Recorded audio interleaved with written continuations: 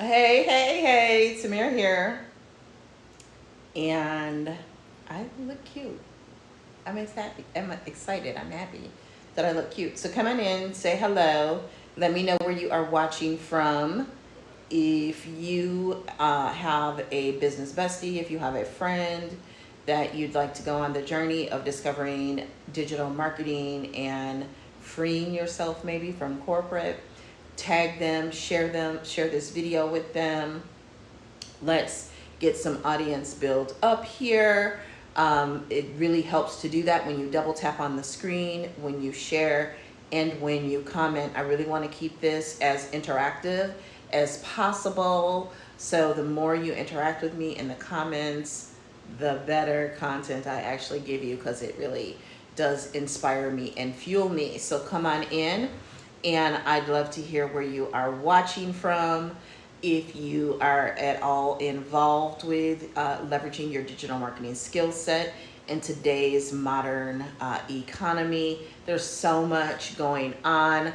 I saw a video earlier this morning talking about the grandmother effect, and I do have two grandchildren. They're a huge part of the reason, not only of what I do, why I do it, but also how I do it, right? Because it's so important that, to me, when I'm with them, that they have 100% of my time, that I am present, that in the moment with them, emotionally, spiritually. And I had such a negative experience in corporate America that unfortunately I wasn't able to always do that and be that for my children. So it's important to me to do that for my grandchildren.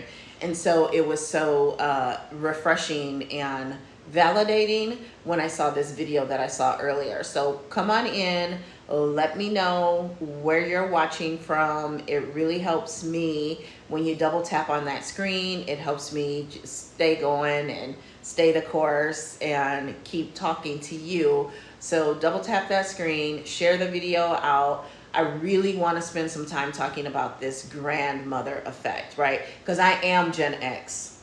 And y'all try to light us up on these streets. Y'all really be trying to light us up, especially as grandmothers. Especially as grandmothers. Now, hey, everybody has their own life, their own boundaries, their own decisions. I remember one of my cousins that I grew up with very close. We're not even first cousins. We're like second cousins. Our mothers are first cousins. And I used to tease her mom because she wasn't as hands-on as my mom was with my daughter, who was the only grandchild for like 5.5 years. And then there were four of them all of a sudden, because I had another one and my sister had two back to back within like 24 months, right? So, everybody has their style, they have their goals, they have made their decisions in the way they're going to live their life. So I'm not here to knock anyone for the decisions in the way that they choose to live their life. I can only speak to my past, my family's history. I can speak to our present and what I hope to happen in the future. And I was the first person in my direct line to get a 4-year college degree. I turned 18 one Tuesday, had my oldest daughter the next. So when I graduated high school, I had a 3-month-old baby, and 2 weeks later I went and I was working in marketing for a major consumer brand before I ever sat in a marketing course for my bachelor's degree. Understand that, okay? I don't think I've ever communicated it that way. So I had a marketing experience working on a major consumer brand that you see commercials for, that you likely have in your home, and definitely your mom probably had. Think potpourri, think air freshener, think those little things that go in your car for air freshener, those little clip-ons in the vent. I worked for that brand, okay? So when I look back over my career, there is no way that I would have been able to do the things that I was able to do and move through my career the way that I did without that support of not only my parents, and I don't mean financially, but like when I would go on my first business trips, I took my daughter to my parents and they got her to and from Montessori school for me, okay? My grandparents were also a part of picking her up from Montessori school and her spending the afternoon with them, okay?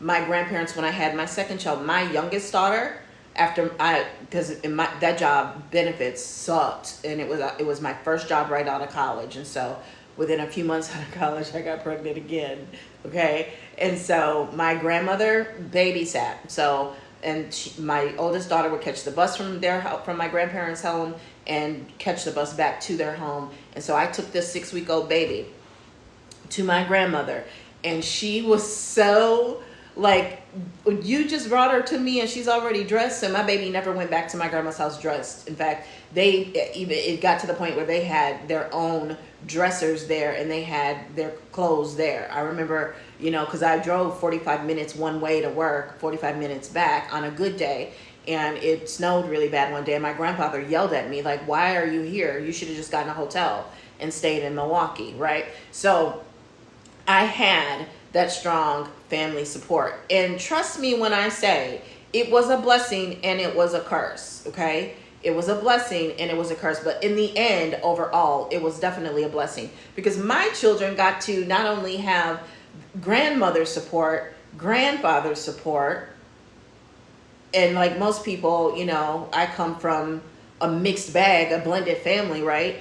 But also they got to really spend and know and have quality time with their great grandparents. So when my daughter was in her early 20s and carrying my oldest grandchild, who is now 10, it was evident to me that it was now my turn. It was my turn because my grandmother was still living at the time. My grandfather had just passed away. My grandmother was still living at the time, but she was older. So being able to, my grandmother basically ran a daycare at one point, because 2 of my sisters had boys, 2 boys each, within the same 24 time period. Unfortunately, my youngest sister passed away when her youngest son wasn't even 2 years old, like 1 year old, right? He was less than 1, I think, when she passed away. So my parents were raising them, and my grandmother babysat them, my other sister's 2 boys, and my 2 kids, okay? So by the time my grandson, her great-grandson was born, there was just no more left in her to do that, okay? She would have loved to, but she was apologizing to my daughter for it. And it's like, you don't have to apologize for that. You've lived your life, and you not only raised your kids, you helped raise your grandkids, you helped raise your great-grandchildren, right? So it felt to me, it was my duty, it was my obligation when I found out that my grandson was on his way, to get myself in a position to be able to maybe not babysit all day, every day like my grandmother did. And I flew across the country, y'all, on business trips for a week at a time, for days to a week at a time. And my children were always in good hands between my mother, my dad, and my bonus mom, and my grandma, and my grandparents. It was never a question of I couldn't travel. I had more freedom and could travel and do more than people who were married and their spouse was also working, but they might not have had the family support. I remember someone saying, you're not really a single mom. No, I'm a single mama because the finances on these babies is all on me. And luckily, I was able to provide for them financially the way I was because of the career that I was able to have, because of the village that I had supporting me. And so my children, my youngest daughter never sat foot in a preschool, never sat foot in a daycare. And she turned out socially fine because she was basically in a daycare and it was all her cousins, right? So I don't have any regrets about that. And I didn't want my grandson going, because by now we're learning about people's kids being left in daycare vans and abuse and things like that. I didn't want my grandkids going to daycare. I didn't. So it made me run like never before in order to be able to be home. And there was a year where it killed me. I had to go to work every day. It killed me. I remember my daughter calling me crying one day because the babysitter fell through, and it was like, well, fuck that job. I'll be there for my grandson. She's like, no, you go to work, okay? But that was that moment where it was like, no, this will never happen again. never happen again. So I ran like crazy and built my business, built my blog, got my infrastructure set up. And then within the next year, it started that I would have my grandson 2 days out of the week. And then all of a sudden it moved up to 5 days. And one thing I will tell you about multi-generational village creation and support, you have to set boundaries, right? Because my daughter is spoiled, and she would, want to go and do things like get her nails done and that after work. But it's like, you have to communicate that with me. You can't just go do that and assume that I don't have anything to do. Because I am, this business that I'm building, this little business that everybody wants to call little and try to be little because, I've got these double master's degrees and how dare I do this instead. But at the same time, benefit from it because it allows me to have my grandson with me and be with my grandson. I do have things I have to do within that business in order to be able, because if I can't financially take care of myself, if I can't keep a roof over my head, he don't even have a home to come visit his nana at. So, you do have to set boundaries. And even with my own grandparents, and especially my mother and my grandmother, not so much my grandfather, you have to set boundaries, right? You have to let people know, you have to let your family know that, yes, I appreciate the support and you are the support. At the end of the day, though, I am still the parent. And I will always listen to you, but at the end of the day, the decision is mine. What happens is mine, and that is it. And please don't speak on my decision in front of my child, right? So there are challenges with the multi-generational, but you have to have boundaries, right? And so now I don't have my grandchildren any particular day of the week, but I am in a position where if my daughter is feeling stressed or she has a lot of meetings or different things going on, I can be there. I also moved closer 2 years ago to be closer to my grandchildren. Whereas I was about an hour away, I moved where I'm now only about 10 to 15 minutes away. So I can make football games, basketball games. I go to things that are happening at school, different award ceremonies when he's speaking and reading at mass and things like that. So I get to be a part of that. And that's what this video was talking about, was this grandmother effect, okay? And it is a theory, and the theory is, I'm going to read this to you. The grandmother hypothesis suggests that the presence of grandmothers, particularly maternal grandmothers, enhance the survival and well-being of their grandchildren. This evolutionary theory proposes that human women live long past their reproductive years to help care for their grandchildren, thereby increasing their chances of those grandchildren surviving to adulthood and passing on their genes, okay? For me, I've always had this passion and obsession with improving my bloodline, improving the wealth, improving the emotional and spiritual and healthy well-being. Am I a perfect person? Absolutely not. But I still have a lot of wisdom. I have a lot of experiences. I am the bridge between my grandparents and now my grandchildren, because my grandson was alive.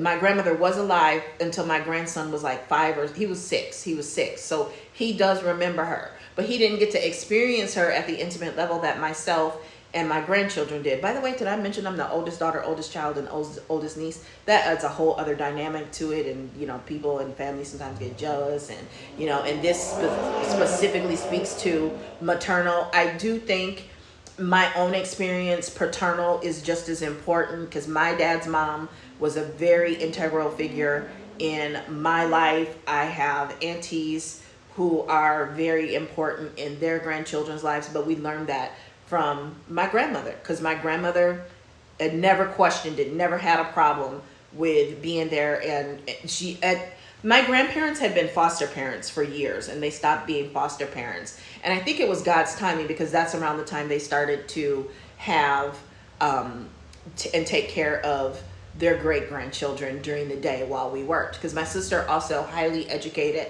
master's degrees, and she was even driving even further than I was to work at some point. But at a point, she took her kids and put them in daycare, which was, you know, she got married, and so her village, her tribe changed, and that was okay. I didn't get married, so having that support was not only economically feasible for me, but it to me was just really in the best interest of my grandchildren that I could work and not have to worry about if I'm late one day and now how do I go pick them up, and things that I saw other people struggle with.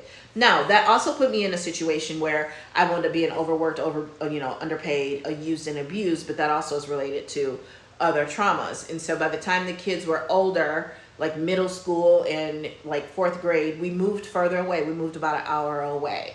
And I wouldn't do that until I felt that we would be able to exist without so much of that support. Plus, it just was better for me emotionally and otherwise too. Some things related to family, some things not related to family. And so that, generated some other dynamic, but my children remained very close with my grandparents and my parents, and still do to this day. Okay. So this goes on to say research supporting this hypothesis includes studies showing that grandmothers can significantly influence child survival rates.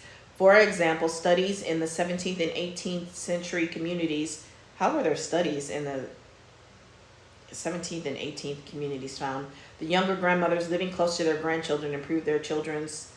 This is from ChatGPT. Well, it's coming from the scientists though. So of survival of early childhood. The closer the grandmother lived, the better the outcomes for the grandchildren. And that's funny because growing up, my grandmothers literally lived around the corner from them. And at one point, after my mom and bonus dad got divorced, we did live with my grandparents for a little while. And then we moved across the street in the apartment building across the street from them. And then from there, we moved, but I was still within walking distance to my grandparents up until like my senior year of high school. So I could always walk to either one of my grandparents' home. It was a little bit longer of a walk, not like just like right around the corner, but we were older, so we could make that walk and make it in groups. So I find that interesting. And if it were up to me, I would have found a home down the street or around the corner for my grandbabies, because nothing would make me happier than for them to just, oh, I'm going to run over to grandma's house, Nana's house, because they don't call me grandma, and knock on the door and walk in. But yeah, but I'm still not that far. Okay. Another study comparing two cultures in Northeast India demonstrated that children had higher survival rates when maternal grandmothers were primary caregivers compared to paternal grandmothers. Now that's unfortunate because, like I said, my paternal and maternal grandmother were equally yoked. Okay, they were equally yoked, equally important, spoiled me equally, and they were both an integral part of my childhood. The hypothesis, but I can't really say that for my kids' grandmothers. I can't. But I'm also the type, I ain't gonna beg nobody to do for my child or see my child. If you want to see my child, you can. And the ones grandmother did, but she also, I'm not even going to get into that because then I'll have problems with my daughter, so I'm just going to leave that alone. Okay. The hypothesis also extends to modern context. For example, in the United States, grandmothers often play crucial roles in child rearing, which can significantly impact a family's ability to balance work and family life. Impact a family's ability to balance work and family life. And when I look at my career, when I started to get thrown out of work and family life, we had moved away. And I was so used to just being able to be at work and do what I needed to do at work. And even though my kids were older, in retrospect, especially because I was being overworked and used and abused, which is why I'm not in corporate America to this day, if I could go back, I might do things differently. I don't know, because I don't know that I would have the lens. I don't know that I would have the healing perspective that I have now, because there's that saying that when a woman heals herself, she heals everyone around her. I don't want you to think that you're going to fully heal everyone else around you, but healing it creates a domino effect. People around you begin to heal, okay? So, and they give the example of, and this is ironic because I just ran this morning, and either yesterday or the day before, she passed away, and that's Michelle Obama's mother, Marianne Robinson, moving into the White House to help raise her granddaughters is a contemporary example of this dynamic in action. Overall, the grandmother's hypothesis highlights the evolutionary benefits of extended post-reproductive lifespans in women, emphasizing the critical role grandmothers play in human structures and family dynamics. And this doesn't even go into how men and women, grandparents, when they live multi-generationally, they actually tend to live longer and are healthier. And when I say live, I mean like under the same household. So there is so much talk about how corporations and women in the workplace and whether or not women can have it all. And I'm always going to be for women making their own money and having their own money in case things go bad, right? You should be able to stand on your own regardless. That's the way I was raised. I will never put myself or direct my child or grandchild to be in a situation where they are 100% dependent financially on a man, because we all know horror stories. And as Black women, we've never historically really, never, some have, few have ever had that privilege, right? Few have ever really had that privilege. It's just a risk that I myself would never take, because ain't nobody gonna be telling me what to do, how high to jump, and I feel trapped. I've already felt trapped being in corporate America, and I don't wish that on anyone. And so the question of if women can have it all or not, I think, especially as African American women, as Black women, we have to understand our roots, okay? When you look at a lot of people of color, our cultures are tribal cultures. So all the women would take care of all the children. That's how I grew up. My grandparents were younger grandparents, so they were working. So all of the sisters would take care of all of the children. Not all at the same time. We all might be at one auntie's house today, and tomorrow a different auntie be with all of us at my grandmother's house, right? At my grandparents' house. So it was tribal, right? The women all took care of all of the children. So historically, we have been more, and people of ethnicity and tribal cultures have always had this multi-generational thing. As we in America have become more educated and attaining more of the American dream, we have moved away from that, okay? And yes, we do not want to trade the financial gain, the educational gain, the home ownership, right? But when you look at immigrants, for example, Nigeria in particular, and other places in Africa, when they immigrate, and even Indians from India, when I don't mean Indians in America, because I refer to that as Native American, they will all live in one house, and they will all put money in a bucket, and that money will go to buy a home for one person, and they all keep putting money in and keep putting money in, right? People in other ethnicities tend to also live with their parents and their family for a longer period of time until they can leave and become financially stable. Why is this important? Okay, because I tried to do it myself, but again, because of boundaries, I moved.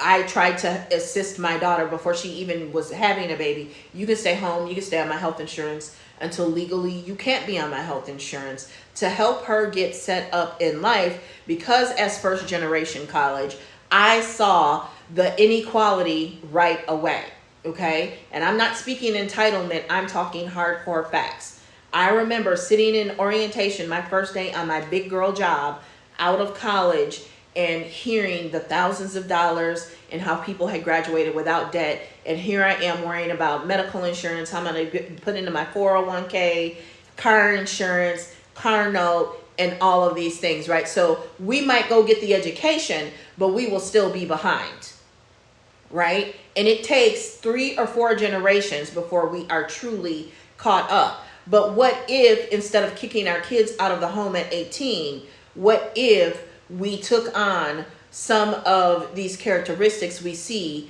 with immigrants, for example, in other cultures, right?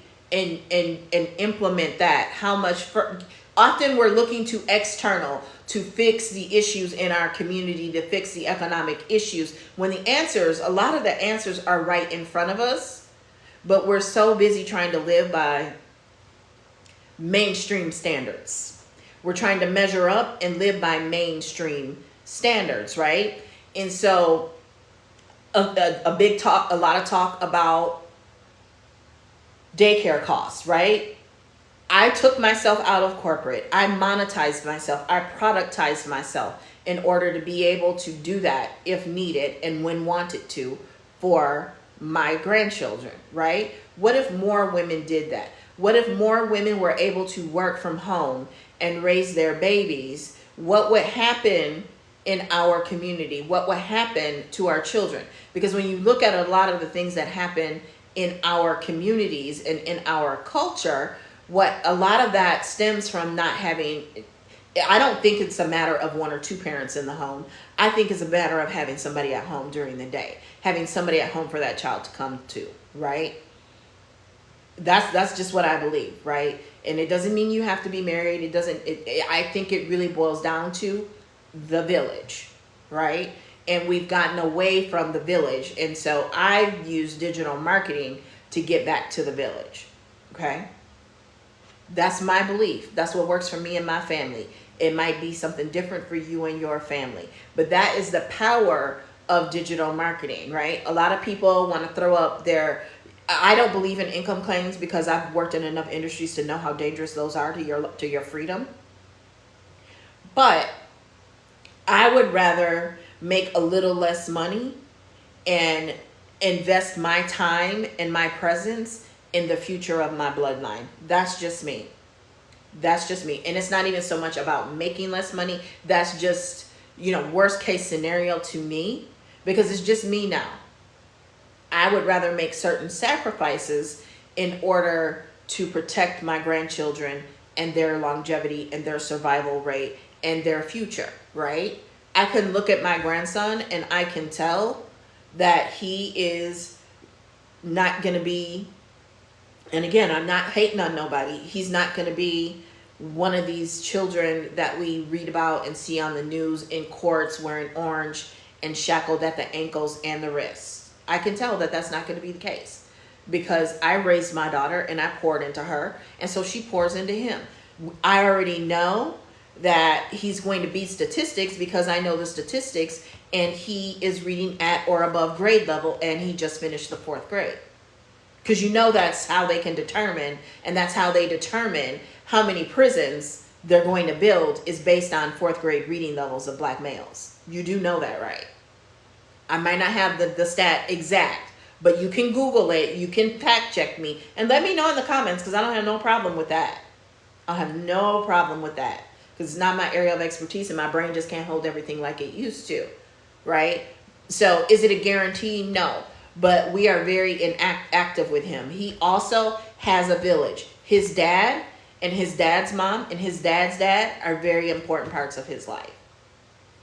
So they might not be together anymore, but his dad was there for the ultrasound. His dad was there when he was born. His dad is there at basketball games, at football games, and they text and they talk, and he can reach out and call his dad at any time. Okay? So he has the village. He has the support. And so if by chance things don't go the way we want them to go for him, it won't be because of us. It won't be because we exhausted the possibility. Okay?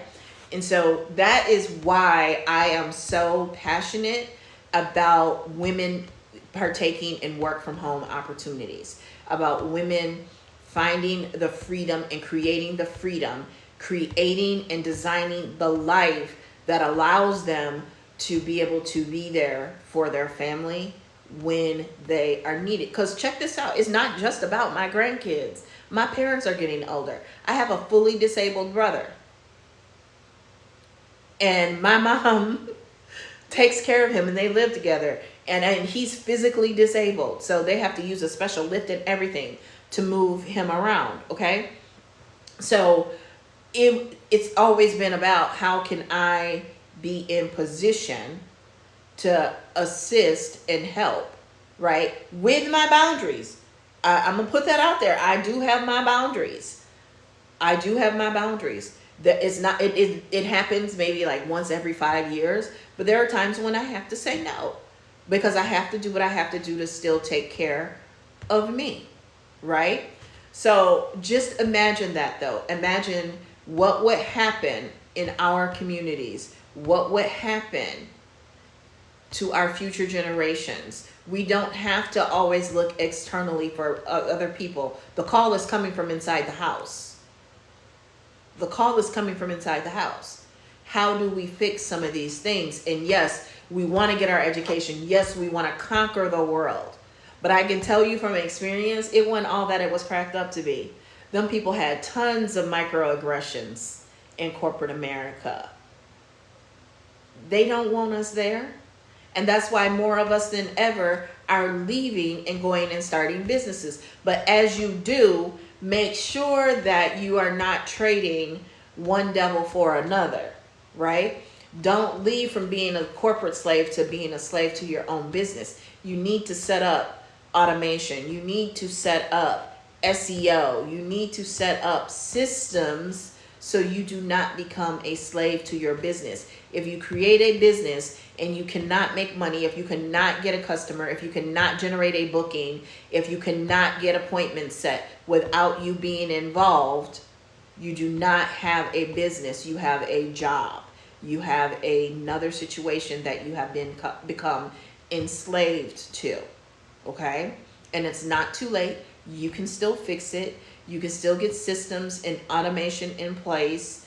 And the number one thing I see a lot of people do not understand when they start a business, aside from like a lot of the legal and compliance things, of course, and y'all be listening to people saying crazy stuff online, I'm gonna just tell you that right now, is that if you love to crochet and you come up with great crochet designs, right?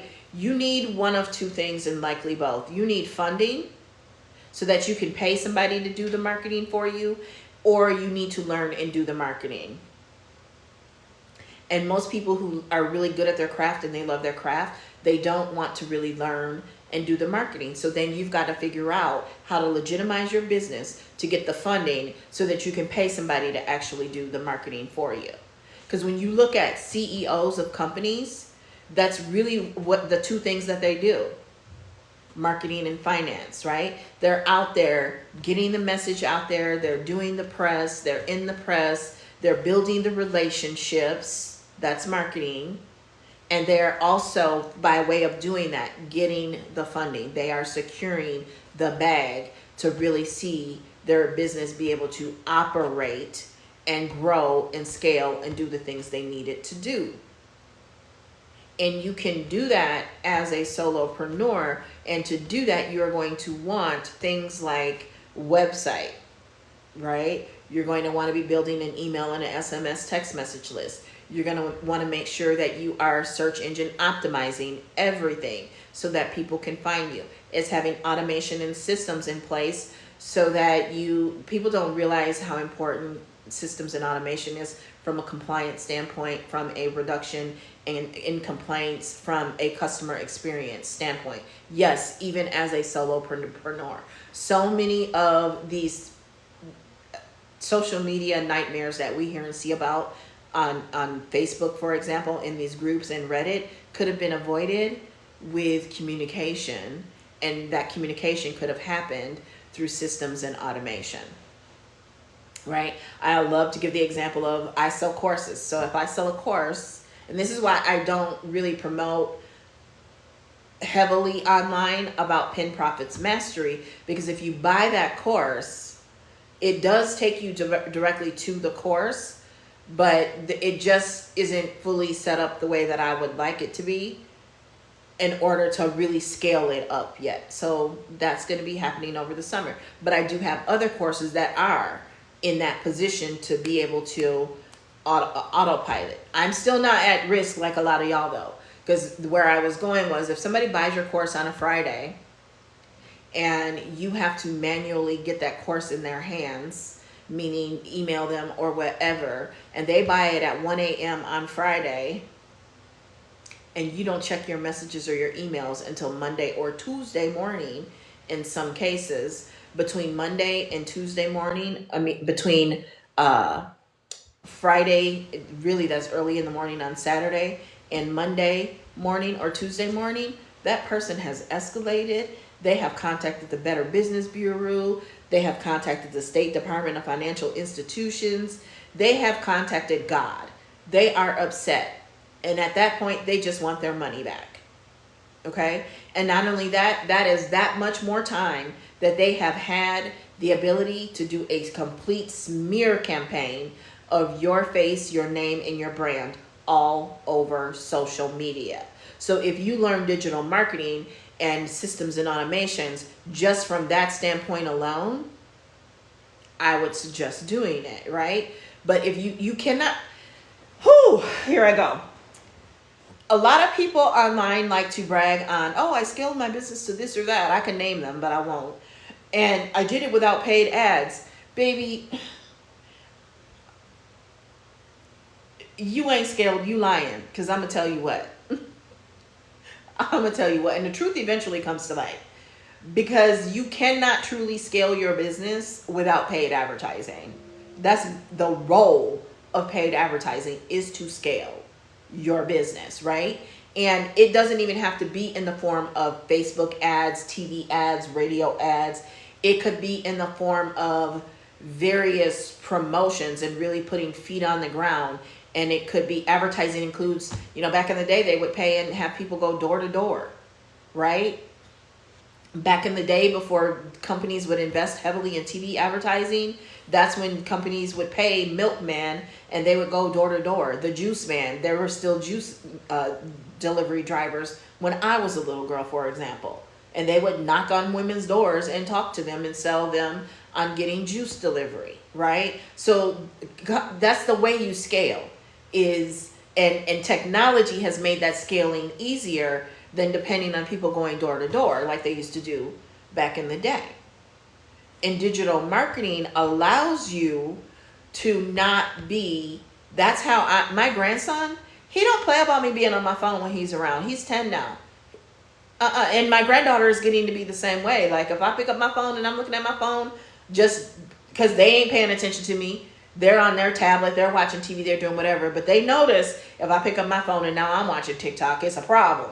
It's a problem when I do it, right? Because they are used to, when they are with Nana is in tune, present, 100% there with them, creating memories, creating new experiences, listening, comforting, giving them life skills, giving them emotional intelligence skills, teaching them how to regulate their emotions, regulate their breathing. Okay? Nana's not there to bad talk your mama with you. Nana's not there to get in the way of and interfere with your mom. Your mom runs her house. Your mom runs, her household and raises her children as she sees fits. I support her. I do have conversations with her about different things, but it's private. It's one-on-one. I'm not that person. Because I dealt with some of that, and I will never do that. I refuse to be that, right? Because that happens. A lot of people do that. They become that which they despise or what they don't want to be. They end up coming that. And I'm very cognizant of that. But I will teach you how to regulate your emotions. I will teach you how to count. I will teach you how to read.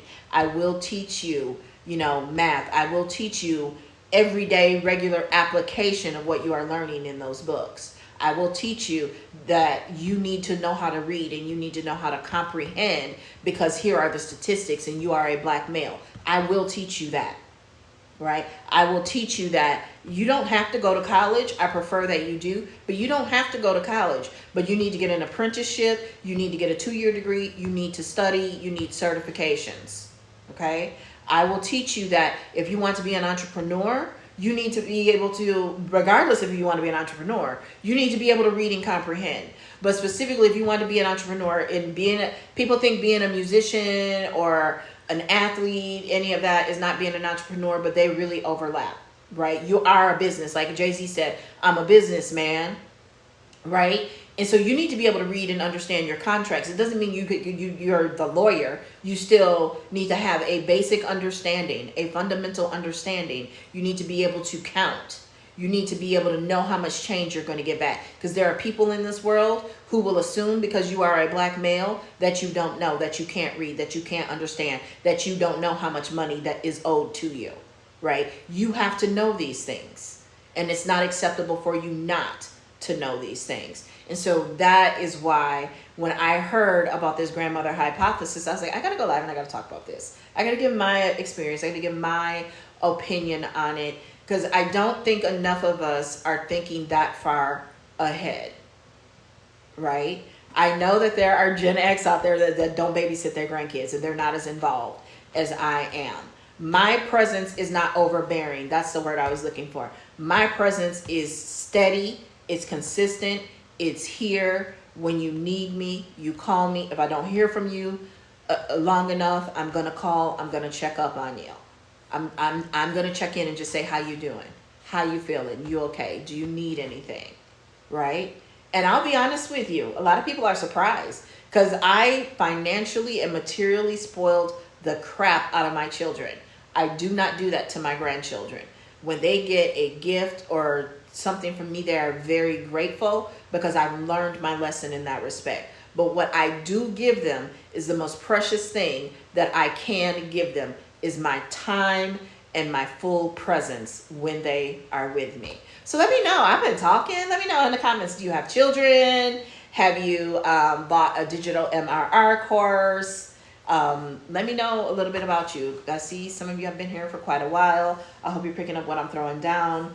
Don't forget to click up here and click my face and follow. I've got tons of freebies in my bio. At the link in my bio, there is the Essential Guide to Social Media Engagement, the Secret to Winning at Pinterest, the Conversion Catalyst Checklist. I don't think that the Trend Hacking Guide is in there, but if you want that, I can send that to you. I love to show up and provide value, and I feel like lately I've just been too marketing focused. So I wanted to come on and I wanted to share a little bit of me. I wanted to share my story and something near and dear to my heart, and I would love to see, and my vision honestly has been to help 100 families make their first $1,000 online. That is ultimately why I show up, right? It's not about a $50 course. It's not about a $555 course. I show up to help 100 families make their first $1,000 online. That's my vision. That is what I feel God put me on this earth to do, is to help 100 families. That's where my start is. I would love for it to get to 1,000, but I'm going to start with 100 families, and I've already helped, I don't know how many, but I've helped several, make their first $1,000 online, right? Because what would $1,000 a month do for a single mother that's not getting any support, right? What would an extra $1,000 a month do? How does that impact those children? But what I'm really here to do is that $1,000 is the gateway. It is the tripwire to opening your eyes and thinking about, how can I get out of this job that I hate? Because let me tell you, when you work in a job you hate, just like when you heal yourself, it impacts everybody around you.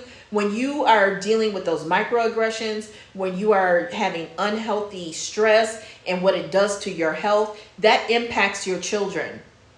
Even if you're pregnant because of epigenetics, that impacts your children. And not in the best way, right? Not in the best way. That can impact your relationship with your children. I am constantly working with my children on mending things and things that, I could look at it and I could be the typical Gen X / I don't even associate with boomers, but you know what I'm talking about, where I could be like, well, I did the best that I could. I gave you everything, right? And there are times where I felt that and said that, but it's still, I take ownership for, I'm sorry that you feel that I put my job before you, but you really need to be taking that argument to your daddy. Because if your daddy had stepped up and was providing for you, I wouldn't have felt such a strong pull to have to get out there and take whatever was thrown at me to shield you and take care of you, financially. And I don't mean, the trips shopping on Michigan Avenue and having a debit card where you can go and buy what you want, and, you going and being one of the first people to walk around with $300 Beats by Dre. I'm not talking about that. I'm talking about the health care. I'm talking about being able to pay for counseling. I'm talking about braces. I'm talking about, medicine, inhalers, and things like that, right? I had to take care of all of it. So unfortunately, that's the downside of that. But you have a right, and I can understand. But I want you to understand too, that wasn't always by choice for me. That was not always by choice. My back was against the wall, and I did what I had to do for you, because I was committed to you and you breaking generational curses and being able to pick up the baton and carry it further than what I've been able to. That's what that was about. It wasn't just about making money. It wasn't just about, providing you with financial things. It was about going back to when I sat in orientation, my first big girl job out of high school, closing that gap. And I thought I was having a baby by somebody who was going to be equally yoked with me in this, and unfortunately I wasn't. So, okay, you bring that to me, but take that same energy over there, okay? And it ain't about bad talking to other parent, being a bitter baby mama, or any of that. That is reality. It's time to stop letting them gaslight us. Because that's all that is. That's gaslighting, okay? That's also financial abuse, to not take care of you because you're jealous because I don't need you and I can take care of myself, right? So I didn't mean to go off on that tangent, but that is the vision. That is the goal, that's why digital marketing, that's why a $50 MRR course to help women, to help families make that first $1,000 online, and as quickly as possible, by the way, and work themselves out of a job that they hate. Because that was me 10 years ago, more than 10 years ago now, about 12 years ago. That was me. Working a job, stressed to the hilt, overworked, overpaid. Oh, no, not overpaid, not anywhere near overpaid, severely underpaid, because salary is a trap. Underpaid, overlooked for promotion, used and abused. Had to work out sometimes 2 times a day, hit a boxing bag to get all that anger and frustration out from what I was dealing with at work. Right? Nobody want to talk about that stuff though. Right? And I'm getting hit from all sides. All you think about, all you talk about is money. Money is how we live. You live in a secured building. There are kids who don't have the ability to get dropped off and picked up, and their friends get dropped off. I pick you up from school. Can you drop so-and-so off? Unless I got to immediately get to work, and oftentimes those kids were on the way, yes. Friends come over and it gets to be late. Oh, I'm leaving to go get on the bus. No, you're not. Come on, let's get in this car. Let's go. Right? Friends over. We going out to eat. Friends coming too, and I'm paying, and I ain't looking for nothing from another parent, right? Nobody talks about those things though. They wanted to talk about, all you do is work. Everything is always about money. Yeah, because that's the stress of being a single parent. And now my oldest daughter gets it. The youngest one doesn't have children. Right? But she has the village. She has the support. Right? Her dad, makes donations every now and then. It's nice to show up after 30 years. That's so nice of him to show up after 30 years and owe me, tens of thousands of dollars in child support and refuse to pay it. Will pay pennies because that's so weird to me. That is absolutely weird to me. You just do not want to pay me what you owe me when I took care of everything. My dad at least had the courage, I don't know what you want to call it. He at least gave my mama that credit. He at least gave her credit for that. He at least, and he did. My dad didn't owe no child support, but when I was 18, child support was done. He didn't owe anything, right? So, you know, that I have to have that conversation with my mother. Like, you understand that's financial abuse. To purposely not pay me, to purposely not do anything for my child, that is financial abuse. And there are not enough people talking about that. But at the end of the day, the reason I'm not bitter about it is because it didn't make or break anything, right? When the few times I remember the first time, I think she was 4 before I ever saw a dime. And he made sure this never happened again. Somehow he must have gotten a job, and somehow, I don't know if it was a tax refund or what, but I got a check. My sister called me at work. She said, Tamira, I think you have a child support check here. I said, girl, open it up. Thinking it was going to be pennies, because I always heard about these penny checks. And it was like $400. I was like, oh my God. I cashed the check. I took it to the bank, and I took my daughter shopping and said, this money is from your dad. This is what I am buying for you with the money that your dad sent to you. And a few years later, she was older. I came home, there was a stack, and some of them were for seriously pennies, 29 cents. I think it totaled like $29. And we were going to the store anyway, but I let her know. I pulled out $29 worth of stuff and said, I got $29 child support. I don't even think I said $29. I said, I got some money, child support from your dad, and this is the pajamas that I'm buying with the $29 that he sent for, you know, for your well-being. And she wanted to know how much, and I told her she was like probably 7 or 8, maybe 9, and she was like, $29. I'm worth more than $29. I was like, well, we're grateful, right? Because you never lack for anything. You've never lacked for anything. You are never going to lack for anything in your life. But he does have a moral obligation to take care of you. And whether or not he ever does that, you gonna be all right either way, right? And I think now she had, just like I did once I had my daughter, it gave me more of an appreciation for my mother, because by default, for whatever reason, and I'm sure there's plenty of TikToks out there that talk about it, we get angry with the parent that is there. We get angry with the parent that is standing on business for us, right? And so I think the big difference is my youngest daughter, she doesn't have kids. So she gets it and she sees it somewhat, and sometimes she gets it through other people.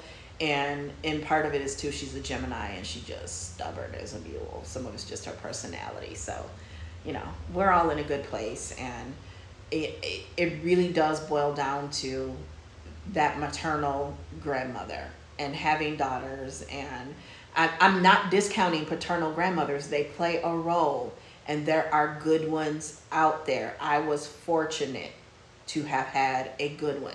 Unfortunately, I can't say that about, well, and I can't say that they were bad. Because the one grandmother, I really did like her. We had the same birthday. She just had a bunch of little kids on her own, right? And everybody's just different. Everybody's just different. I think there was some, you know, waiting for me. And I was just raised, and that's just my mindset. And I talked to because she's since deceased, I've talked to my daughter about it in recent years. And she's like, no, because you never kept me from them. All they ever had to do was call. All they ever had to do was show an interest. I was like, okay, I did good. We're in a good, you know, in a good place, because I never did. That's just not me. But I wasn't gonna bend over backwards. I wasn't gonna, y'all know the Nikki Parkers out there, right? I wasn't gonna be a Nikki Parker about it, because my baby was gonna be okay either way, and she was. So that is my thing, is to help women get themselves in a position to make sure that their children are set up and have the support that they need to become productive citizens and generate wealth to get us out of this hole that we are in, right? And I used to put so much pressure on myself for being the quote unquote generational curse breaker, when it was just in the last year or two that I realized, and finally what other people were telling me began to set in. Like, you've done a great job. You continue to do a great job. But it's just like any, people thinking Barack Obama was supposed to be able to undo 400, 600 years or whatever of the situation that we're in 8 years. It's not on me to undo that same amount of damage and trauma. To do what I can with what I can with where I have, what I have, where I am. And that's all I can do. So I had to release myself of some of that pressure. Not release myself completely of it, but release myself. I used to put too much on. Release myself of a lot of that pressure, right? And I mean, that's a whole other video. That's a whole other video that I do plan to come back and talk about the relationship between trauma and, different things, and becoming like a workaholic, and the relationship between that and trauma bonding in relationships, and then even trauma bonding with corporate America, and it manifests itself in different ways. I'm gonna do my best to not even start to go there now, but that is something, again, that I don't think a lot of people, not enough people, are talking about. Why we get in these positions and we overachieve and we over-deliver and we get stubborn and we stay places way longer than we should. And it might not be you, but it was definitely me. It was definitely me, right? And a lot of lessons, right? So I've got the lessons of my grandmothers. I've got the lessons of my mother. I've got my own lessons, and I package it all together and I give it to my children and my grandchildren. That's all I can do. That's all I can do. And if God lets me live long enough to see great grandchildren, because my maternal grandmother became a mother at 15. She was a grandmother at 30. My mother became a mother. She says 16. She was 15, almost 16 when she had me. She was married by 18, and I think by 20 she had 3 kids. I made it to 18 by a week when I had my daughter, and my daughter was fully in her 20s. She was like 22, 23 when she had my grandson. So, still not married, but I have my feelings on that. I'm not going to go there. I don't know that it's absolutely necessary. You can make it without it. You can. I don't buy into the whole thing. Oh, that's because fathers aren't in the home. Do you know how many messed up fathers are in the home? And the home is worse because the father is there. So I'm not buying that. You got to talk that to somebody else. You got to talk that to somebody else. If you want to be relevant, if you want to make yourself relevant, actually do something. Stop sitting up here and talking and just spewing stuff, that one-liners and headlines that you hear other people say because you don't and can't read. And I'm not being mean when I say that. I'm just saying statistically, right? Stop projecting your own hate and trauma that you need to heal from regarding your parents, your anger for your father not being there, you're misplacing it and blaming your mother. And yes, some of y'all mamas wasn't good. Some of y'all had toxic mothers in various ways, right? Okay. None of us had a perfect childhood, right? I don't think it's realistic to think that anybody is born into this earth and never suffer any sort of trauma. It's just not going to happen. We just all haven't experienced the same traumas. But trauma is out there, and we all are fighting our own demons, as they say, and traumas. But I can tell you that my friends who had a father in the home growing up, while I was pregnant at 18, and at 17 and had my first baby at 18, some of them were pregnant at 14 and 15, and by the time we were out of high school they had 2 and 3 kids, and most of them didn't even graduate high school. Okay, so my father was definitely in my life. Again, if I called him and wanted to go over there, it was very rarely him reaching out to me. It was me making the effort, but he was always there, and I was always had access to him and his family, including his parents, but I didn't have a father in the home. my mom and bonus dad had been split up and divorced, right? They were divorced by the time I was in second grade, I think. Might have been fine. I think they separated in first grade and it was finalized in the fourth grade. So I didn't have a father in the home. And I'm not saying I'm better than anybody. I'm not saying that. I'm merely speaking to this whole, oh, that's because there's no father in the home.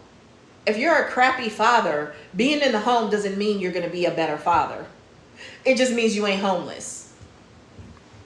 If you're a crappy man, if you're a crappy human, if you're a crappy father, just because you live in the home doesn't mean you're going to be a positive impact and influence on your children's life. In fact, they're often better without you being in the home. Male and female. It doesn't matter the number. It matters who is in the home. What is your work ethic? What are your morals? What are your beliefs? What example are you actually living and setting? Just having the same address does not make you a good father. It does not mean your children are going to turn out any better than others. We have to, again, stop taking these standards that were not ever meant to apply to us and try to apply them to us. It don't even apply to them. It don't really even apply to them. It's made up. It is contrived. It is cosplayed. It is a fantasy. Do some people make it work? Abso-freaking-lutely. And kudos to them. But by now we need to understand that dysfunction is the norm. The white picket fence, the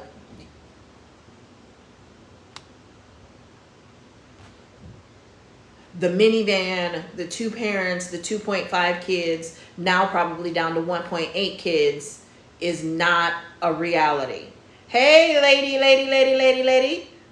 Okay. The reality is we're paying more for eggs than we've ever paid. And sometimes those two incomes ain't enough. A lot of the time, those two incomes ain't enough. Yeah, they're lowering prices on food, finally, on certain things. But they flat out said, oh no, it ain't going to be what it was priced in 2019. That ain't never coming back. Right? So how can you make up the difference? And that was the dilemma I had back then as a single mom. I already work in a management position where I'm salaried and demanded to work more than 40 hours a week, expected to just unrealistic expectations, right? How and where am I going to fit in a second job? A second job ain't going to do nothing but take more time of me away from my children and my family. That's all a second job is going to do. So how can I fill the gap? How can I fill the gap? And working more is not the answer. I can tell you that right now. Working more is not the answer. It's not. It's just not. So I already know I'm at over the hour mark because TikTok makes me verify when I get close to an hour or at an hour. So I just had to slide the little puzzle piece.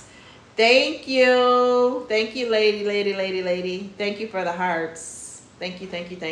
So what we're talking about today is this grandmother hypothesis. I know a lot of people look at me and like, I know I look good for my age, but somebody, like when y'all say like 27 and 28, I'm like, I don't know. And I think I might have a slight filter, a natural filter on here today, but this is pretty much me. But I also have on makeup, baby, the concealer underneath the eyes today. And I didn't even ice roll, okay? So I do have 2 grandchildren. The reason that they don't live with me, my daughter takes care of her kids. She when I look at her, I definitely see Superwoman. And I get emotional because I'm like, sometimes I don't know how you do it, right? She's like her mama. She's not going to ask for help. You just got to get in there and you got to do what you're going to do, right? Well, sometimes she will ask for like money. I ain't going to lie. The child ain't got no problem asking for money. But, you know, she does have a side job that doesn't take a lot of her time and attention, but she works from home, and she's got a 10-year-old and a 4-year-old. And, you know, being an online marketer or digital marketer has afforded me the ability to be able to be a part of the village and to help support my grandchildren, right? I don't support them financially. I support them emotionally. I support them spiritually. I support their growth, their development. And that's what this grandmother hypothesis is about. It suggests that the presence and support of grandmothers, particularly maternal grandmothers, enhance the survival and well-being of their grandchildren. My grandmother, my maternal grandmother, my paternal grandmother had passed away. She passed away within the first 2 months of my oldest daughter, who is 32. She passed away when she was not even 2 months old. But she had already stepped up and said, I will babysit. When I'm not working, because she was still working at the time, I will babysit. So I don't do the whole, we don't like the daddy side grandmother, because that's not my truth. That is far from my truth, because Lucille was their names were Leela and Lucille, and they were equally yoked in Tamira. Equally yoked in Tamira. Okay? So I don't have that difference between maternal and paternal grandmothers. I don't, you know. My daddy knows where he has been deficient, and, you know, we've had discussions and we healed and we move forward. But one thing, Lucille wasn't ever deficient when it came to Tamira. Ever. Ever, ever, ever, ever. If she did, I didn't feel it. I didn't hear it. I didn't know about it. But my mother will tell you the same thing. Okay? So my grandmother and my grandfather were basically, to a degree, surrogate parents to my kids when they were younger. Like my youngest daughter especially, she was super tight with my grandparents, her great-grandparents, because like I said, 6 weeks when I went back to work, I dropped my baby off. My grandmother she couldn't wait to get, because they had a long driveway, she couldn't wait to get to that back door and get her, right? And she looked and she said, you already got her dressed? My baby, every day since then, would go to my grandmother's house in her pajamas, right? And she would get her dressed, do her hair. And at one point, it was like she was running a daycare, because she had my two. One was, she was 5 years older, almost 6 years older than all the other kids. And she had two of my sisters each, had 2 boys within the same 24-hour period. My youngest sister, unfortunately, passed away when her youngest was barely even 1. And so my parents raised them. And during the transition period, my grandmother, and by the way, this is my dad and bonus mom's side of the family, my maternal grandmother, this is the bar that was set for me. My maternal grandmother stood in the gap, because both his mother and her mother were long deceased. My maternal grandmother stood in the gap and said, y'all are family. Bring those babies to me. Okay? My brother from my dad and my bonus mom, when his daughter was born, my grandmother, my maternal grandmother, stood in the gap. And she was my grandparents' baby too. She calls them grandma and grandpa. They're gone now, but they were her grandma and grandpa. They still are, right? So that's the standard that was set for me. So when my daughter was 21, 22, and carrying my grandson, it lit my soul on fire to put myself in the position, because I wanted to carry on the tradition. I did not want him going to daycare. Preschool, a couple days of the week, I was cool with, but I did not want him being institutionalized. I'm one of them to a degree. I did not want him being institutionalized, right? My grandkids go to private school. My kids went to private school. I'm a little persnickety. I'm a little uppity. But one thing I will say is what I learned from my own childhood, even though they go to private school, they still go to school with predominantly people that look like them. That's another live. I don't know if I'm ever going to talk about that, but that's another live. I think that is very important. I think it makes a big difference. Okay? So that's the grandmother hypothesis. The reason I built teams with direct sales and network marketing, the reason I offer MRR is because it is on my heart to help 100 families make their first $1,000 online. Because I want to see more mothers, more grandmothers be able to be present with their children and protect their children and be able to shape those children. Because we've made great stride. I don't think we give ourselves enough credit. We've made great stride. That's why they are trying to take us back. Because we have made great stride. Don't get it twisted. We have definitely improved teen pregnancy. We've improved even incarceration rates. We have done the dang thing, okay? I still would like to see more of us, though, not feel stretched. Not feel like we got to choose. How can we have it all? How can we be ambitious? How can we create the wealth and still be there for our children and not sacrifice our children? And I believe online digital businesses allow us to do that. That's one way, right? They're not the be all end all. You got to take that money and you got to invest that in real estate, invest it in land, invest it in stocks and bonds, right? Start brick and mortar businesses with it, okay? They're not the be all end all. I'm not saying that's the only thing you should do. You still got to be smart, but it is a great way to create the money because, hey, I tell you, the AI traffic generation system, it's a cash generating machine. For only $50, you're learning a high income skill set. You're getting a done for you course and a done for you sales funnel. It only makes sense to do it. It only makes sense. You can bundle it with other digital courses and offerings that you have. But it's a great way to get in the game and begin to learn the game and then ascend, escalate, expand from there. Okay? Our children are under attack. Our children are under attack. They want our kids in their prisons. They want our kids working for a slave wage. They are rolling back child labor laws. Okay? In the 80s, under Reaganomics, and I think Clinton, maybe under Reaganomics, the two Bushes, no, the one Bush came after Clinton. Bush the first and Clinton, somewhere in there, became welfare to work, right? So they would subsidize corporations for hiring people who live in certain zip codes. A lot of people don't know this. And instead of paying a fair wage, they would pay them a wage that basically keeps them poor. And then the corporation is making out like a bandit. Okay?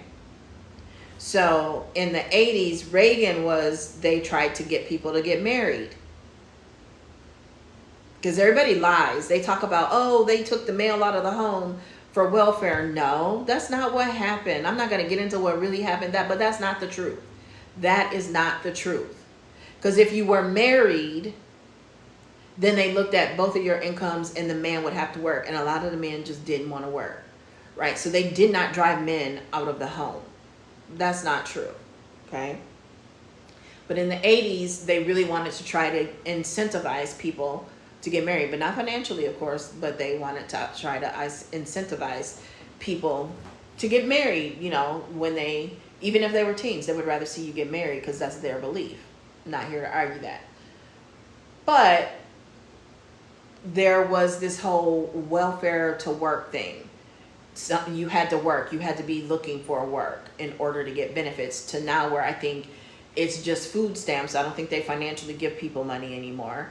And I think even for those food stamps, like you got to really be poor to get food stamps or have a lot of kids, right? A certain number of kids, a certain number of people in the household, which includes husbands. I know more men that get food stamps than women these days. I'm just telling you the truth, and I live in Wisconsin. I know more men that get food stamps than women, okay? Single men, right? And homeless men. And I'm not being mean. I promise I'm not being mean. And what we're going to see in the future is if you want any sort of benefit, including a, because I think they're doing this in some countries already, everybody gets a certain check amount from the government every year. And if you don't meet certain requirements, they're going to, so like if you're a single mom with like say 7 kids, okay, so you can't work, so you got to be home with the kids, then your 10-year-old got to work. Your 12-year-old got to work. And this is why it's important, right? They're breaking down the Department of Education. They don't want there to be, they don't want your kids to be educated. They don't want your kids to be educated. You need to be home. I'm not saying you got to homeschool, but you got to be educating your kids at home. You can't just assume they're going to learn what they need to learn at school. It's up to you to teach them their history. It's up to you to teach them Martin Luther King and have them read these books that they are banning. That is your parental duty. That is your parental obligation, right? And it's a lot easier to do that because that's what mainstream is doing.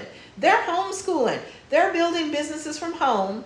They're taking care of the home front, building businesses from home, and quote unquote indoctrinating their children.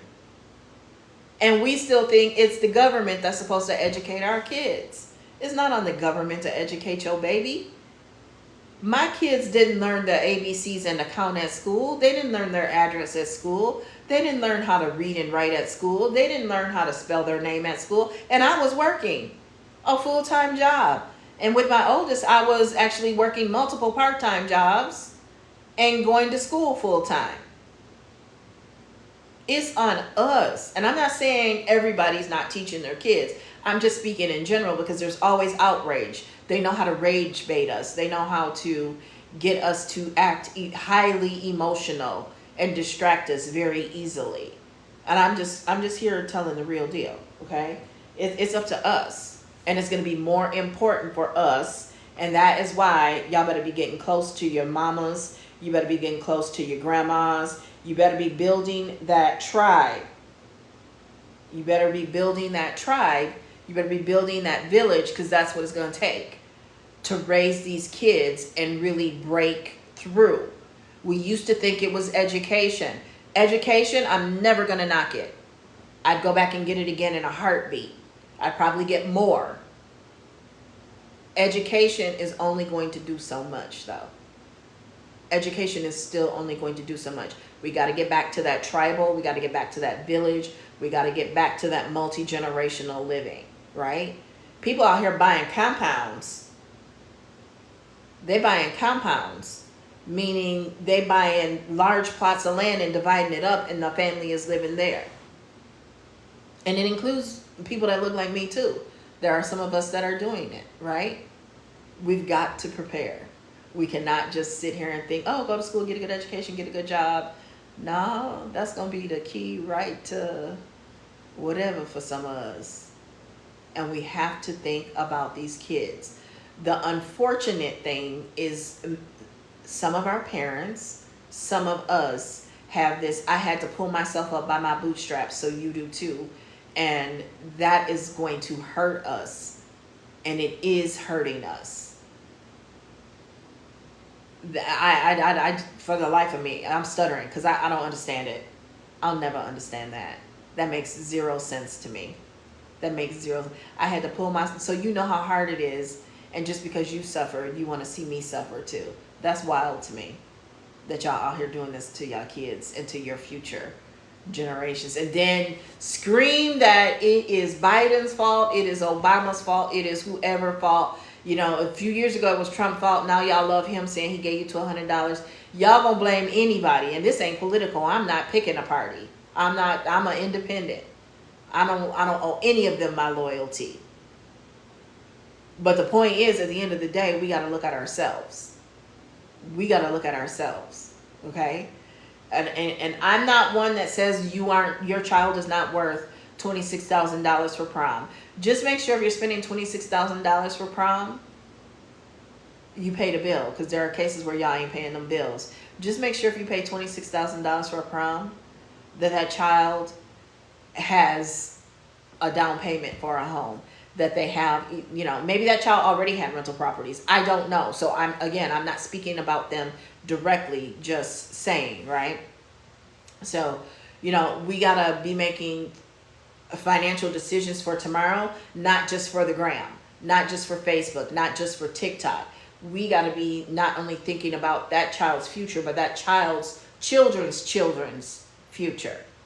Because that's how they keep beating us. That's how they keep winning. That's what we got to do, okay? So the AI traffic generation system, the link is in my bio.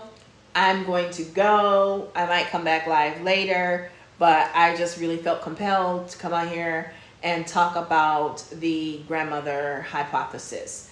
I will see you in the next video. If you have any questions, you can always inbox me and I will answer.